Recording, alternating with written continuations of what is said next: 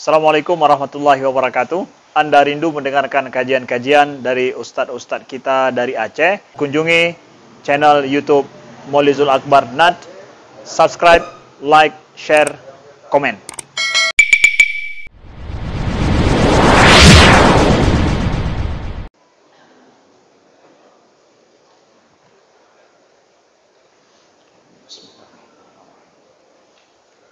Assalamualaikum warahmatullahi wabarakatuh. Alhamdulillahirabbil alamin. Wa bi ni'matihi tatimmu shalihat. Asyhadu an la ilaha illallah wahdahu la syarika lah. Wa asyhadu anna Muhammadan 'abduhu wa rasuluhul karim. Allahumma shalli wa sallim ala nabiyyina al-Mustafa Muhammadin wa ala alihi wa ashabihi ajma'in. Amma ba'd. Rabbi shrah li sadri wa yassir li amri wahlul 'uqdatam min lisani yafqahu qawli. Segala puji bagi Allah, kemudian salawat dan salam kepada Rasulullah, pada keluarga dan seluruh sahabat-sahabatnya. Bapak Ibu jamaah salat maghrib dan Aisyah yang Allah muliakan insyaAllah, kita akan sambung pelajaran kita, yaitu tentang fadilah beriman kepada malaikat. Di pertemuan yang lalu, setelah kita mengetahui tentang pengertian malaikat adalah makhluk Allah yang gaib, yang dicipta dari cahaya dan mempunyai ciri-ciri dan sifat tertentu. Lalu kemudian kita juga sudah membahas bahawa malaikat jumlahnya tidak ada yang mengetahui kecuali Allah Subhanahu wa taala, tapi dipastikan jumlahnya sangat banyak, melebihi jumlah Bani Adam. Lalu kita sudah bahas malaikat mempunyai fisik yang dicipta khusus oleh Allah Subhanahu wa taala. Di antaranya malaikat ini berbentuk ruhaniyah, artinya berbentuk makhluk ruhani. Jadi bukan seperti bentuknya kulit atau tulang manusia, dan itu hanya Allah yang mengetahuinya. Kemudian malaikat mempunyai sayap dengan jumlah yang beragam. Bahkan Jibril mempunyai 600 sayap. Lalu kemudian malaikat mempunyai tangan, berdasarkan surat Al-An'am ayat 93. Juga kemudian malaikat mempunyai telinga, mempunyai pundak, malaikat mempunyai mata, dan terakhir kita sedang membahas malaikat itu diberi kemampuan menjelma. Jadi makhluk selain malaikat, yaitu anak Adam, itu bisa melihat malaikat, namun dalam keadaan ketika dia menjelma, kecuali orang-orang yang diizinkan Allah melihat wujud langsung malaikat seperti para nabi. Itu pun kadang-kadang mereka menjumpai nabi pun dalam keadaan menjelma. Jibril menjumpai Nabi Muhammad dalam keadaan wujud asli, juga dalam keadaan menjelma. Beliau pernah datang menanyakan tentang Islam, iman dan ihsan kepada Rasulullah dalam keadaan menjelma menjadi orang yang paling tampan. Malaikat pernah mendatangi Nabi Allah Lut, yaitu Jibril, Mikail dan Israfil, dalam keadaan menjelma menjadi orang yang paling tampan dan ganteng, sehingga menyebabkan rasa khawatir pada Nabi Allah Lut, karena kaumnya pasti akan merebut 3 orang ini. baru tenang hatinya ketika diberitahu bahwa mereka malaikat. Jadi Nabi pun kalau tidak diizinkan Allah melihat dalam bentuk asli, Nabi pun tidak tahu bahwa itu malaikat. Malaikat pernah mendatangi Maryam ketika akan meniupkan ruh, juga berbentuk jelmaan manusia. Kemudian malaikat pernah mendatangi Nabi Allah Ibrahim sebelum ke kota Sodom, juga menjelma menjadi manusia. Malaikat pernah mendatangi Nabi Musa alaihi salam dalam hadis riwayat Bukhari.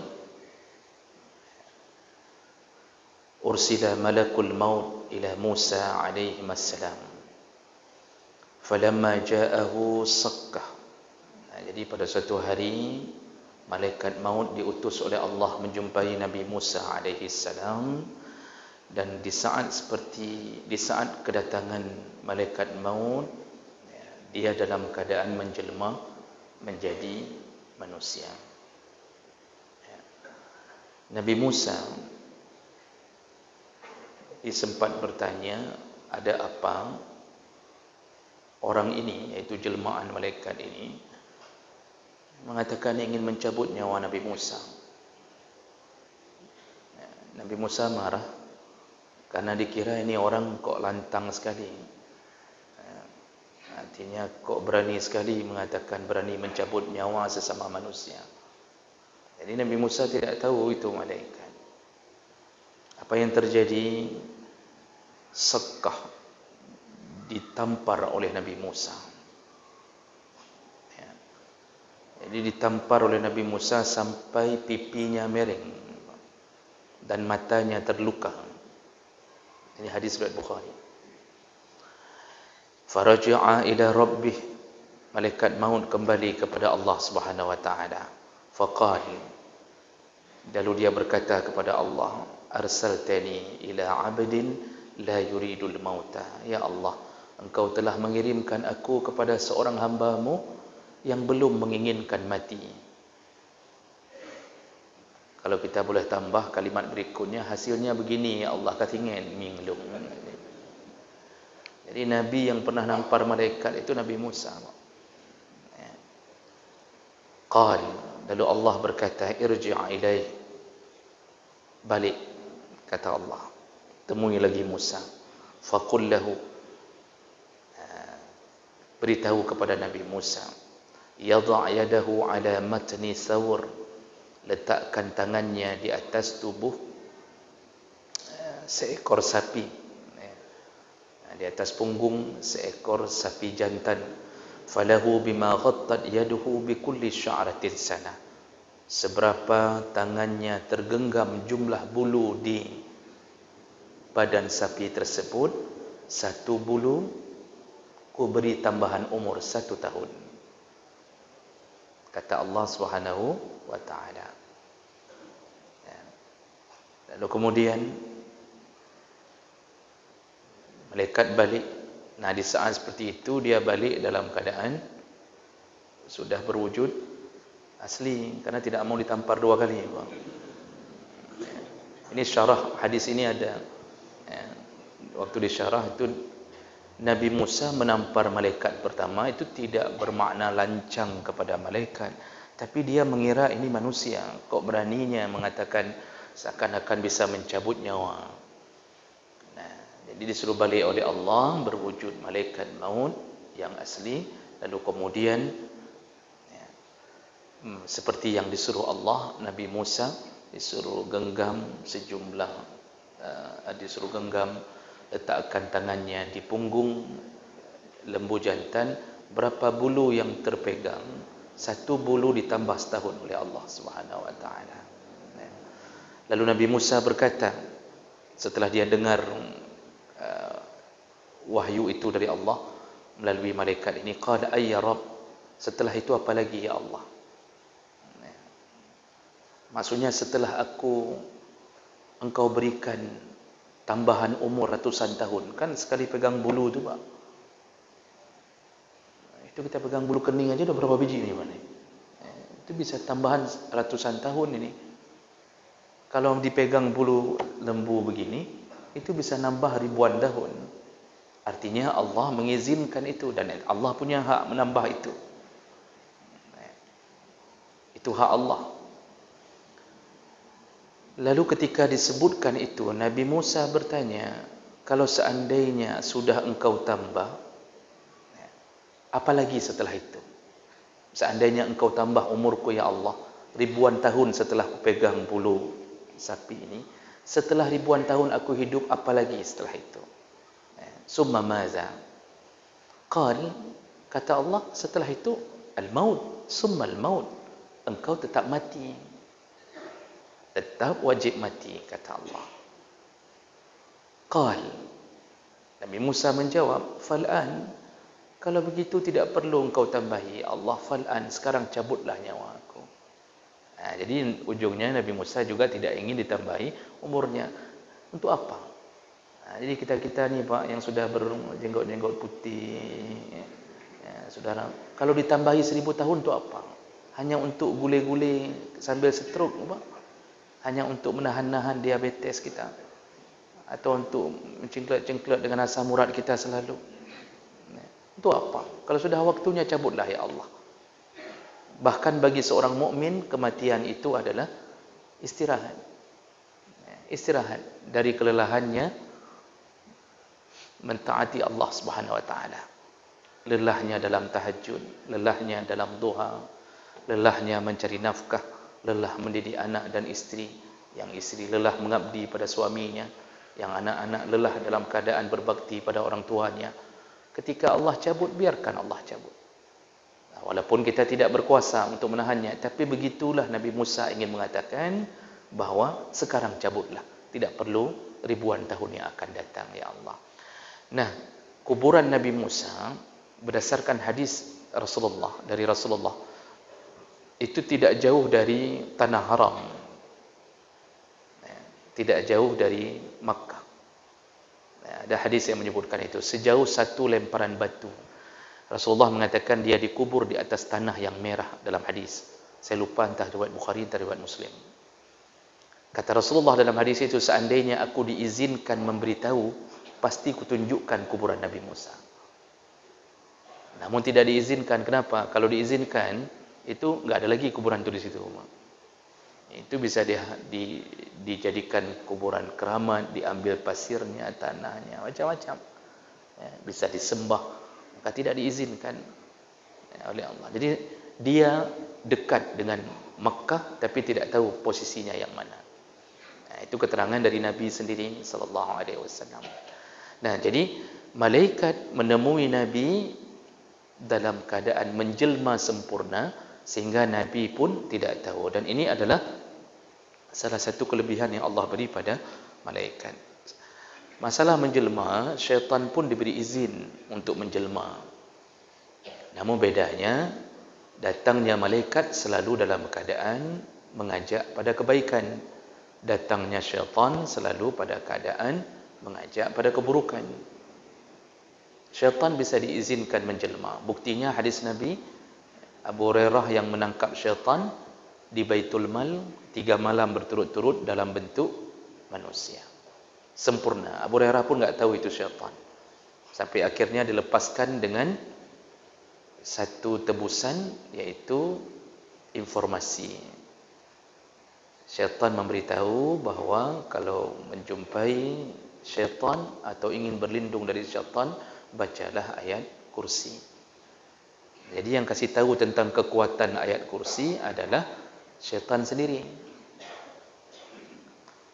Abu Hurairah lalu menemui Rasulullah. Rasulullah mengatakan, tahukah engkau siapa yang 3 malam datang ke Baitul Mal mencuri di Baitul Mal? Abu Hurairah mengatakan tidak tahu. Itulah syaitan, dan apa yang dia katakan tentang ayat kursi itu benar adanya. Padahal dia itu kazub, kata Rasulullah. Sebenarnya dia itu maha pendusta. Syaitan itu tipenya, itu susah mengatakan yang benar. Dia sukanya berdusta, tapi kali itu dia benar, kata Rasulullah. Jadi jemaah maka Allah Subhanahu wa taala menghadapi syaitan, syaitan kasih tahu jurusnya yaitu ayat kursi. Kalau menghadapi syaitan berbentuk manusia, kursinya yang dijadikan jurus, Pak. Jangan ayatnya, kursi netakat dengan kursi. Kalau syaitan berbentuk manusia. Nah, jemaah maka Allah Subhanahu wa taala, kalau selain manusia, binatang itu bisa melihat malaikat langsung dengan wujud asli berdasarkan hadis Nabi sallallahu alaihi wasallam. Hadis riwayat Bukhari Muslim, Rasulullah berkata, "Idza sami'tum siyahad dikah fas'alullah min fadlihi fa innaha ra'at malakan." Kalau engkau sedang mendengarkan ayam jantan berkokok, maka berdoalah kepada Allah dengan kebaikan, karena ayam tersebut sedang melihat malaikat. Nah, ini kata Rasulullah, hadis sahih Bukhari Muslim, ayam jantan kalau berkokok dia sedang melihat malaikat.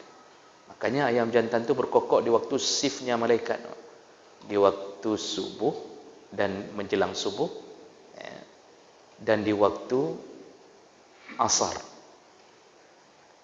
Selalu kalau kita berada di daerah-daerah yang ada ayam jantan itu berkokoknya di situ. Kenapa? Mereka sedang melihat pergantian shiftnya para malaikat. Nah, itu langsung ayam bisa lihat. Makanya jangan sampai ayam jantan ini diperlakukan tidak baik, karena dia ini jam waker kita untuk mengetahui pergerakan malaikat. Nah, maka subuh dia berkokok, itu dia suruh bangun subuh, karena malaikat akan mencatat orang-orang yang berada di subuh hari dalam masjid-masjid Allah. Tapi sayang, banyak orang yang tidak mau bangun. Maka kalau kita pikir-pikir, lebih soleh ayam daripada orang. Kalau kita pikir-pikir, nah, jadi jemaah maka Allah. Lalu apa kata Rasulullah? Wa iza sami'tum nahiqal himar fata'awwazu billah minasyaitan. Fa innahu ra'a syaitanan. Tapi kalau engkau mendengarkan suara ringkikan keledai, maka berlindunglah kepada Allah Subhanahu wa taala. Kenapa? Karena dia sedang melihat syaitan. Nah, jadi keledai, ciri-ciri ada syaitan, keledai meringkik. Nah, ringkikan keledai ini menjadi bukti syaitan sedang berada di area yang bisa dilihat oleh keledai. Nah, itu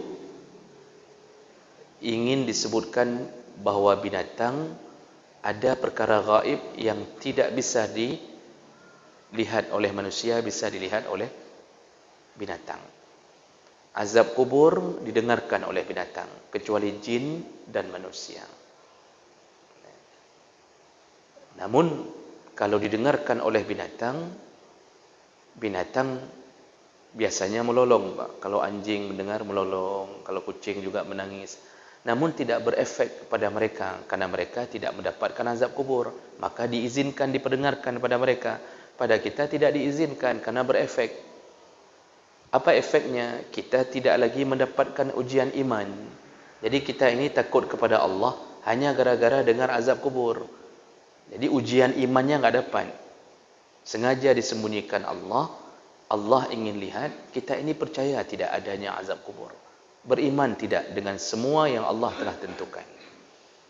Jadi jemaah melakukan Allah Subhanahu wa taala, ini salah satu kelebihan binatang. Bisa lihat malaikat, bisa lihat syaitan. Tapi saya ingin ingatkan, hati-hati dengan syaitan. Syaitan ini kalau bertransaksi atau komunikasi dengannya, Rasulullah mengatakan bahasa kazub, itu isim mubalaghah dalam bahasa Arab, artinya enggak ada yang lebih pendusta daripada dia. Makanya dukun-dukun itu semuanya terdustai, korban dustanya syaitan. Walaupun satu dua tertebak dengan benar, tapi rata-rata didustakan oleh syaitan. Kita pun, kalau kita sedang meru'yah, kita komunikasi dengan orang yang kesurupan, itu jangan sampai kita mengira bahawa kita telah berkomunikasi dengan baik. Setelah dia, kita katakan bahawa masuk Islam apa tidak, misal kita katakan, lalu dia mengatakan masuk, saya masuk sekarang, kata dia. Lalu dia ucapkan asyhadu an la ilaha illallah. Nya rata-rata pengen, Pak. Jadi jangan merasa lalu kita kobarkan, kita sebarkan pada orang, alhamdulillah selama saya ru'yah orang sudah sekitar 45 syaitan dah masuk Islam, alhamdulillah. Belajar dulu tentang ilmu syaitan. Syaitan itu dustanya apa? Itu kalau dari 100%, 99% dusta. Itu ciri-ciri kehidupan syaitan. Ini jemaah maka Allah Subhanahu wa taala, ini kelebihan malaikat. Kemudian berikutnya, malaikat itu tidak berjenis kelamin. Malaikat tidak ada jenis kelaminnya. Ada salah satu kepercayaan dari bangsa jahiliyah bahawa mereka meyakini malaikat itu adalah anak-anak perempuan Allah. Jadi ciri-cirinya malaikat itu adalah perempuan. Maka coba Bapak lihat gambaran malaikat yang digambarkan dalam lukisan-lukisan, itu bentuknya bentuk perempuan. Ada anak-anaknya, anaknya berbentuk anak-anak perempuan. Nah, itu kepercayaan luar Islam. Sedangkan dalam Islam itu tidak disebutkan oleh Allah dalam dalil manapun bahawa malaikat itu ada jenis kelamin tertentu. Dari segi bahasa, kadang-kadang Allah menyebutkan malaikat dengan gaya bahasa muzakkar. Jadi bahasa seperti laki-laki, jenis kelamin laki-laki. Jadi kadang-kadang Allah menyebutkan dengan kalimat malakun karim, jadi memakai kalimat muzakkar. Kadang-kadang Allah menyebutkan dengan kalimah muannas.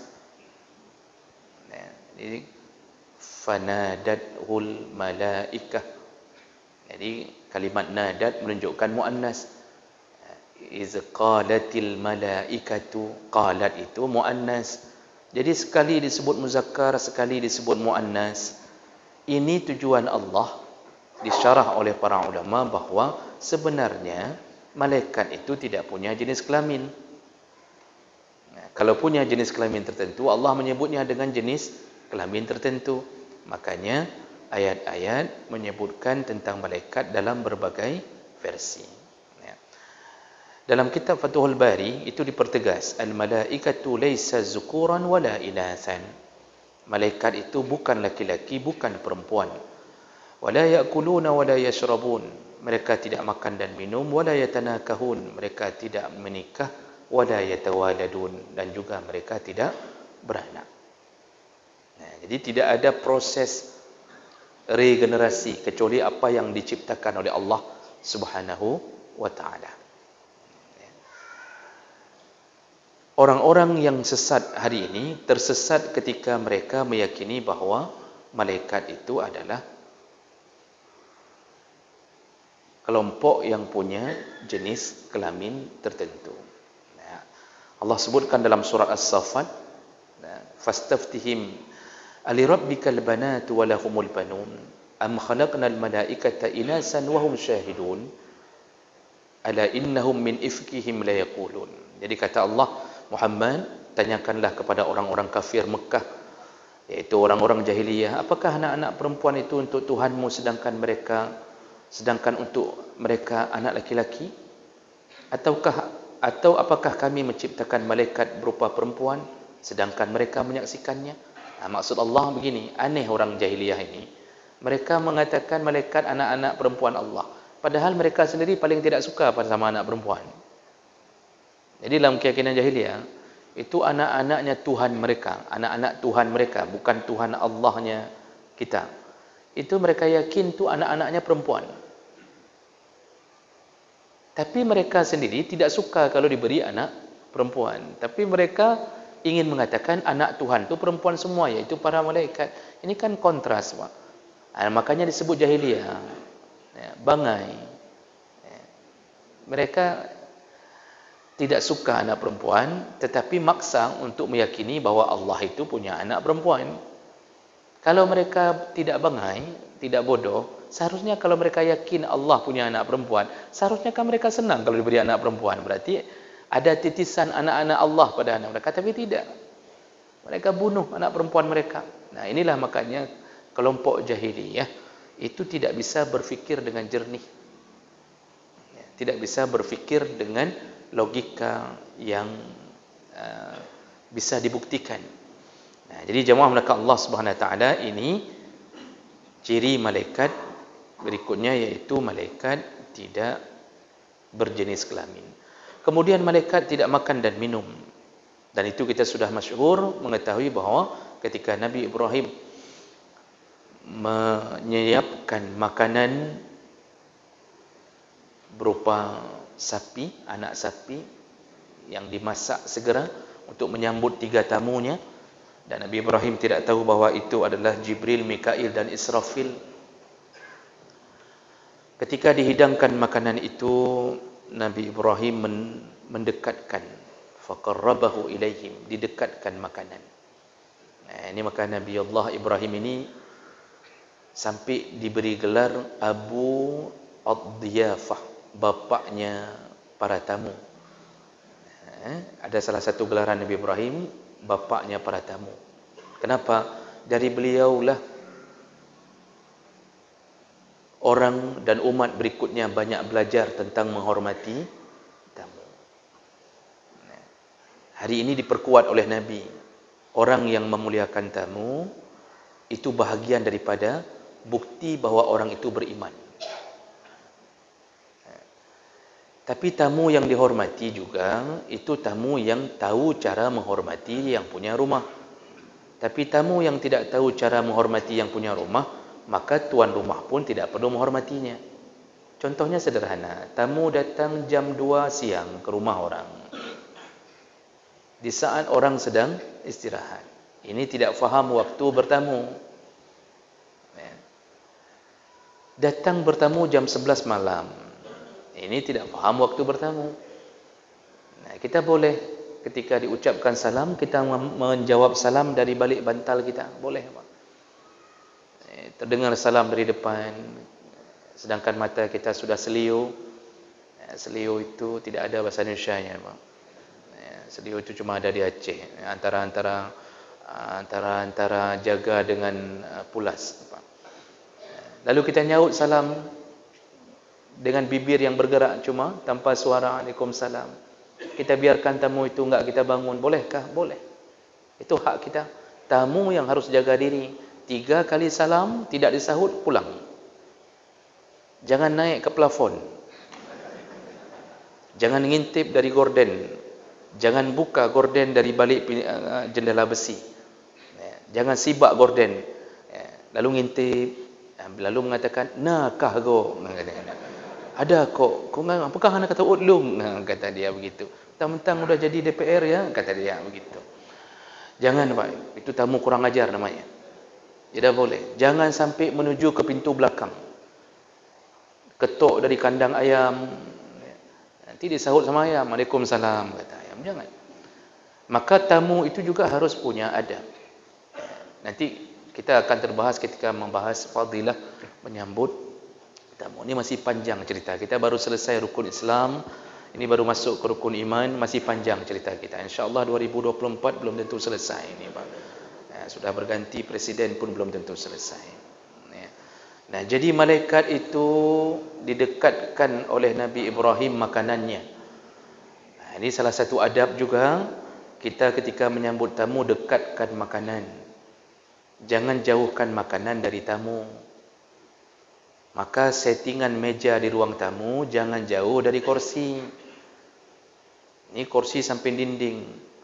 Meja di tengah-tengah ruang tamu, sedangkan ruang tamu ukurannya 6x6. Tamu cuma bisa melihat dari jauh. Rasanya ingin ambil tapi malu, berulang-ulang bangkit, malu berulang-ulang. Air ludahnya menetes sedikit-sedikit. Tapi tidak bisa dia itu tidak beradab.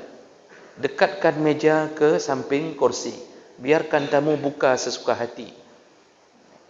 Ambil, makanlah sesuka-suka. Nabi Allah Ibrahim 1 sapi untuk 3 tamu. Apa salahnya kita 1 ayam? Kalau datang tamu sekitar 2-3 orang. Ini ada yang 30 orang 1 ayam. Tamu. Makanya menyambut, disitulah kita dapat bukti catatan dalam catatan amal kita beriman. Di saat rasa senang kita untuk menyambut tamu. Dan ini Nabi yang mengatakan, man kana yu'minu billah wal yawmil akhir falyukrim dhaifa. Barang siapa yang beriman kepada Allah dan hari akhir, maka dia ciri-cirinya salah satunya adalah dia memuliakan tamunya. Dia muliakan. Nah, jadi dari awal kedatangan tamu itu sudah langsung memberi kode, ini jangan pulang ya, makan siang di sini ya. Ini dari awal, Pak. Ini kadang-kadang sebahagian kita enggak bilang-bilang, kita diam bicara andalan aqua gelas. Ini bukan nyindir ke sini, ini bukan tamu nih, Pak. Jadi jangan merasa pula, oh mana mangat ustaz, gua aqua gelas. Enggak, ini bukan tamu kita ni. Aqua gelas enggak kasih apa-apa, alain enggak ada. Begitu tamu sudah mohon pamit, baru kita bilang, enggak makan di sini. Tamu pamit jam 12:30 mulai azan. Hana ni pajo buhino. Kata tamu, pegahan ribu no ka pegang. Kenapa enggak dari tadi bilang? Udahlah enggak perlu lagi lah, kami enggak menunggu lagi lah, kami beli nasi bungkus. Nah, kita ini kurang adabnya, kurang belajar tentang beradab menyambut tamu. Lihatlah perilaku Nabi Allah Ibrahim. Setelah Nabi Allah Ibrahim mendekatkan dan mereka ternyata menjawab, kami tidak makan, kami tidak minum. Di situ timbul rasa khawatir Nabi Ibrahim. Siapa ini? Khawatirnya maksudnya ini ada rencana buat jahat atau tidak nih? Karena perampok enggak mau makan, Pak. Itu syarah tafsirnya. Nabi Ibrahim merasa takut bukan karena ketahuan bahwa itu sudah tahu itu malaikat. Begitu mereka enggak makan minum, timbul rasa khawatir. Ini ada rencana buat jahat. Karena orang kalau enggak buat jahat, datang makan. Pencuri tidak makan. Perampok tidak makan. Karena mereka enggak mau memikirkan makan. Yang penting barang kita diambilnya.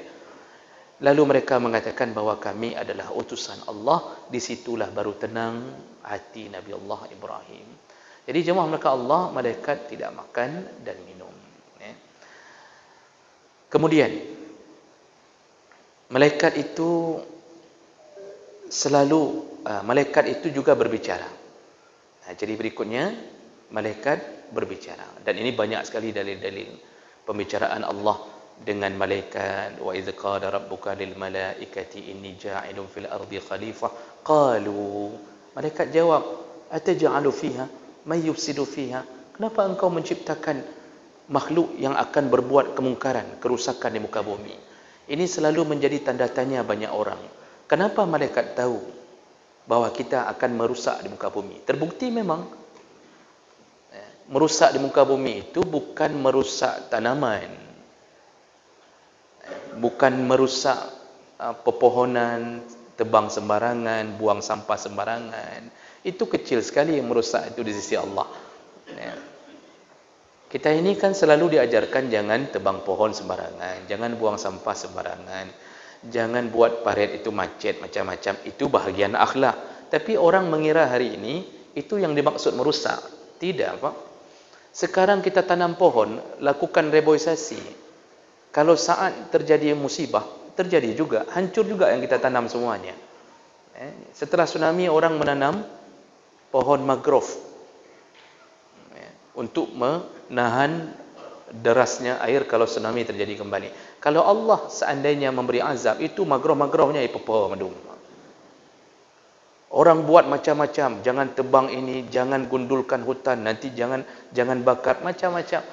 Itu hebat kali kita jaga alam ni, pintar sekali kita mendesain alam ini.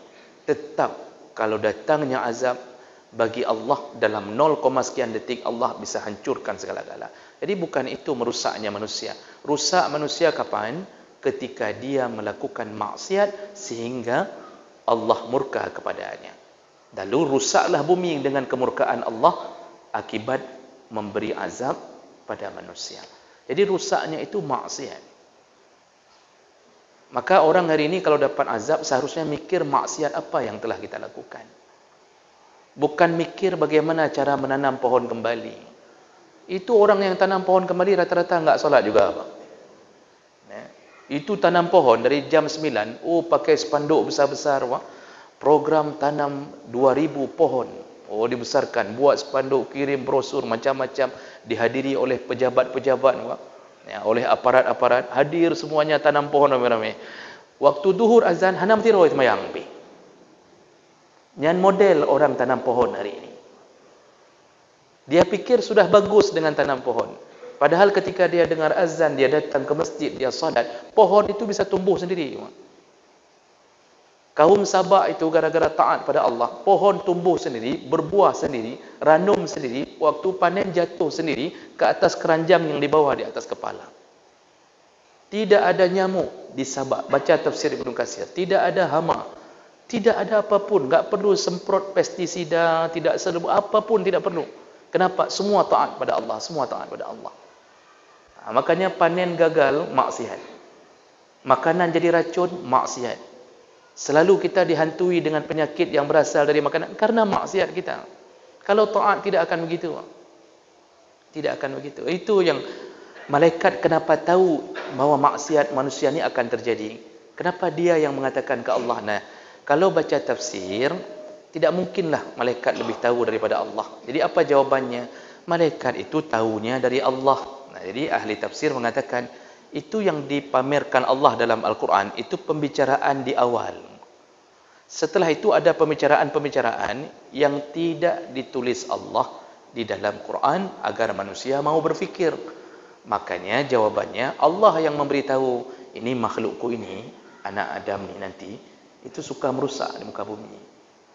Makanya ke malaikat ketika Allah sudah memplenokan itu, lalu Allah mengatakan, yang kemarin ku cerita tentang makhluk baru, ini contohnya, ini ku ciptakan ya, ku ciptakan. Malaikat nanya, memang jadi yang engkau cerita kemarin yang akan merusak jadi diciptakan ya Allah. Nah, itu tafsiran itu yang paling kuat. Jadi malaikat tahunya juga dari Allah. Bukan bermakna ada manusia sebelum anak Adam atau ada kehidupan manusia yang lain yang menjadi contoh, tidak. Nah, jadi itu terjadi pembicaraan. Jadi malaikat itu berbicara. Dengan Nabi, malaikat bicara. Nah, bukti tadi hadis-hadis menyebutkan malaikat bicara. Dengan kita tidak diizinkan untuk langsung berbicara. Tapi kita mengetahui pergerakan melalui Al-Quran dan hadis-hadis Nabi sallallahu alaihi wasallam. Baik, yang terakhir, malaikat itu karakteristiknya yaitu senantiasa taat dan tidak pernah jemu dalam ibadah. Selalu taat. Tidak pernah dia merasa bosan ibadah.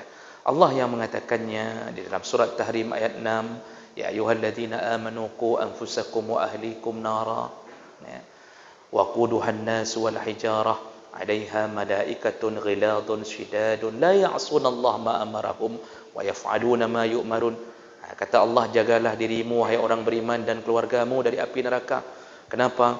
Itu malaikat ya, yang menjaga neraka, ghilad, syidad, itu bengis, mengerikan ya, tegasnya minta ampun, la ya'sunallah, tapi mereka tidak pernah bermaksiat kepada Allah. Wa yaf'aluna ma yu'marun, mereka selalu taat apa yang disuruh oleh Allah. Nah, ini ciri-ciri malaikat. Jadi malaikat itu tidak ada bantah.